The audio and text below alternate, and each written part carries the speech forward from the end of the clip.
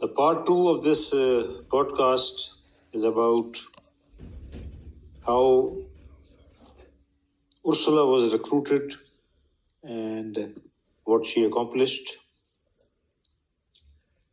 It has been assessed that Ursula passed about 570 pages of plans, detailed diagrams, and notes to the Soviet intelligence in 2 years during her association with Fuchs. Now, how was Ursula recruited and how has she accomplished this?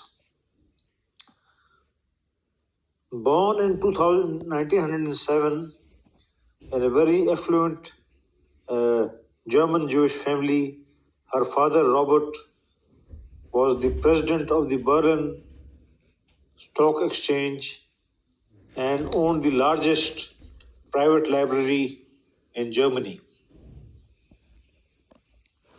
Robert was not a left-winger or a communist, but he knew many left-wingers and radicals like Rosa Luxemburg and Karl Liebknecht, both of whom were killed in the famous push by the Free Corps. Rosa Luxemburg and Karl Liebknecht were the founders of the KPD, the German Communist Party. And in the aftermath of the Spartacus rebellion in Germany, both of them were killed by the Free Corps officers. And one of the most important figures in German leftist movement. Now, in 1924, at the age of 17, Ursula had joined the German Young Communist League and was a committed radical. This was the basis of her spying later on for the USSR. Ethnically a German, by religion a Jew, and by commitment a Soviet agent. This was one great advantage the Soviet Union had, that ideologically it could draw people from all faiths, nationalities worldwide.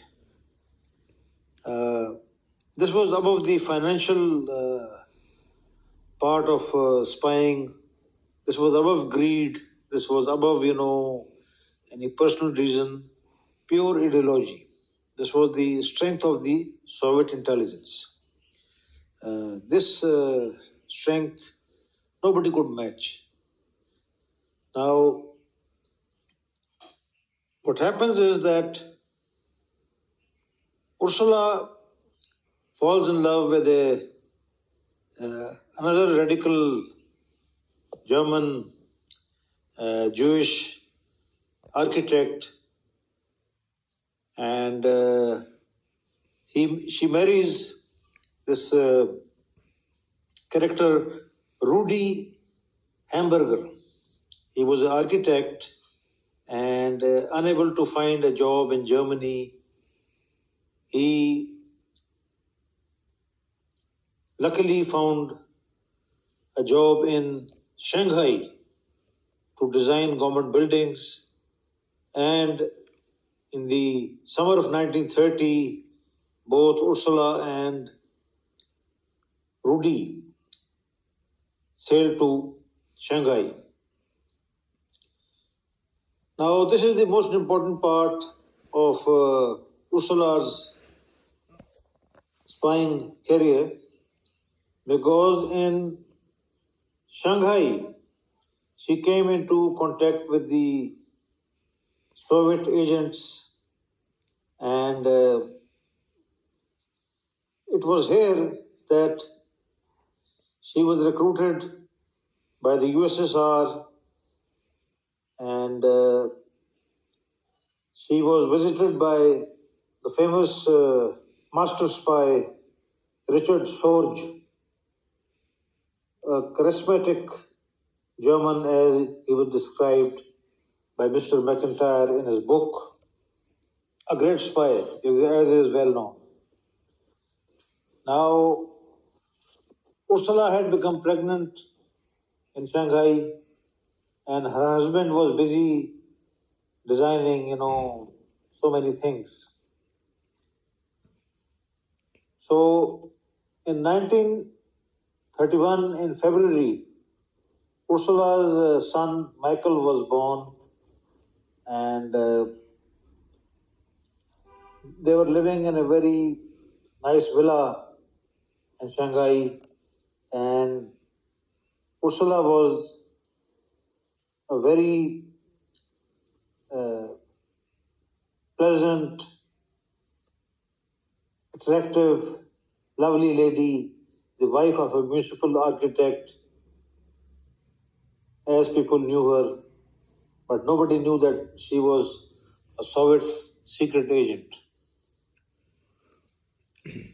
She also had a sort of a love affair with the famous Sorge, who took her out on a ride on his famous Zundop K500 motorcycle, and he was quite a character. So it was here in Shanghai that Ursula was given the code name Sonia, which, as McIntyre describes, means dormouse. So, recruited by Sorge, and now, Ursula is going to achieve great things. We find her fleeing to London, and from London, Ursula goes to Moscow for a 6 months course in the Soviet spy school. As McIntyre describes, she learns Russian, Morse code, unarmed combat, how to build a radio, how to blow up things. So it's very interesting. The great thing about Ben McIntyre is that he can take you into real history, whereas you feel that this is a spy thriller. It's not a spy thriller, it's a real history. But the way Ben McIntyre describes it is matchless. Now, one of her partners in the Soviet spying missions was a Lithuanian called John Patra, previously a sailor, and here she gets involved with Mr. Patra, and they have an affair, and a daughter is the result of this liaison. Promiscuous she is, certainly, but a committed spy. So now we move on to other things. Now, finally, she breaks up with the hamburger because, continuously she is, finding new things. And her daughter Nina was born in April 1936. At this time, she has moved to Danzig in Poland, and finally, she moves via Switzerland to Britain. But in order to go to Britain, she was forced to marry another leftist, Burton, so that she could, have the British papers, and she could go to Britain. So now we find Ursula in Britain, and this is where she met Mr. Fuchs, the greatest achievement of her life, and the story, as already I have briefly narrated. By now, she was a senior figure in the Soviet intelligence, having been promoted to the rank of colonel, and as Ben McIntyre describes, she was the senior woman in Soviet military intelligence in about 1943. She has married Bjorton the Britisher now and has another baby in September 1943 named Peter. Husbands are of no consequence for her, but her main commitment is ideology and working for the left and spying for the USSR.